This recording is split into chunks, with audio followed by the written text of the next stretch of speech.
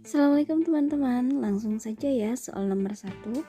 Salah satu asas dalam hukum Islam adalah hifzul mal, artinya adalah yang C, melindungi harta atau properti. Yang kedua, tahap-tahap perkembangan pertumbuhan hukum Islam kecuali D, masa modernisasi sampai sekarang itu bukan termasuk ya.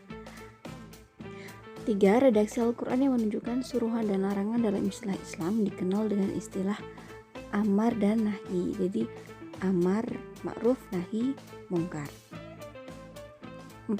Ditemukan dalam Al-Quran Allah memerintahkan manusia dalam bentuk bahasa yang digunakan kecuali bahasa muhkamah, itu yang D.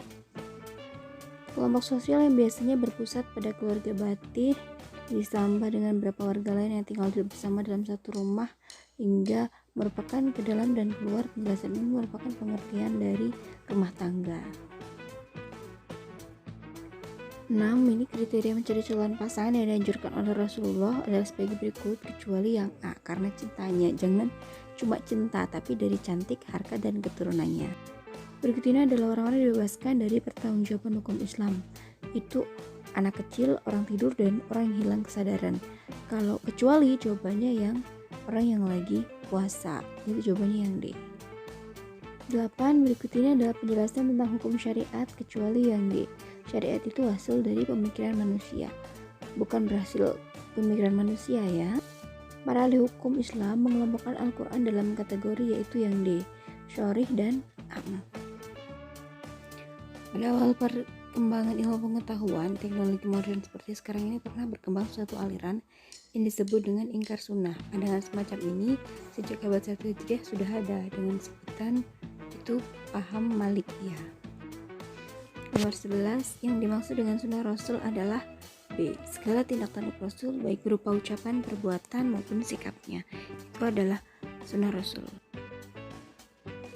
12. Secara ringkas fungsi sunnah Rasul dalam hubungannya dengan transformasi nilai antara lain sebagai berikut, kecuali sebagai sumber hukum pertama dalam hukum Islam, karena sumber utama hukum Islam itu adalah Al-Quran.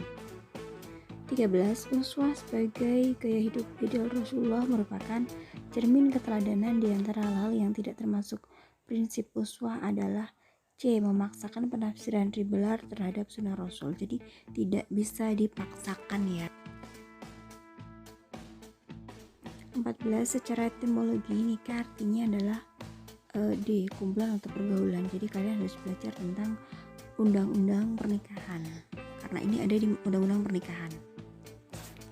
15. Jika ahli waris dari pihak laki-laki semua, maka yang mendapat harta pusaka dari mereka hanya 3 orang, yaitu bapak, anak laki-laki, dan B, suami.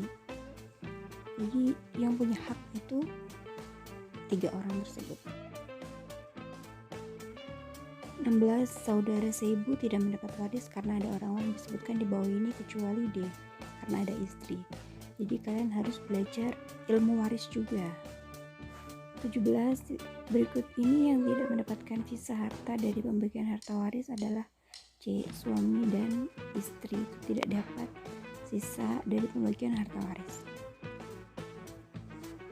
Secara etimologis, kata zakat berakar pada kata zakia, yaska, tazkian, yang artinya membangun, menumbuhkan, membersihkan. Nah, kalau ditanya kecuali, berarti jawabannya adalah merombak. D.